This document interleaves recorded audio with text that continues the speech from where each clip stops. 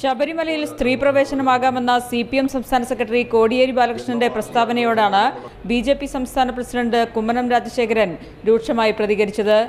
അക്രമത്തിന്റെയും അസഹിഷ്ണുതയുടെയും രാഷ്ട്രീയമാണ് കേരളത്തിൽ CPM നടപ്പാക്കുന്നതെന്നും കുമ്മനം രാജശേഖരൻ പറഞ്ഞു.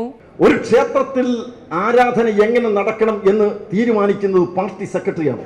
ഈശ്വരനിന്റെ പേരിൽ പോലും ഒരു സത്യപ്രതിജ്ഞ ചെയ്യാനുള്ള സാമാന്യ മര്യാദ പോലുമില്ലാത്ത രാഷ്ട്രീയ പ്രസ്ഥാനത്തിന്റെ MLA-മാരുടെ നേതാവ് കോടിയേരി ബാലകൃഷ്ണൻ ഇത് പറയാൻ പാടുണ്ടോ?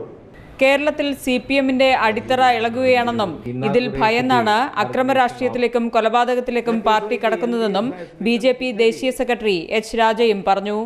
Instead of opposing us through ideological debate, arguments, the left has decided to physically annihilate the political opponent, which really shows the mindset of the left that their last basin in India, that is Kerala, will also fall soon.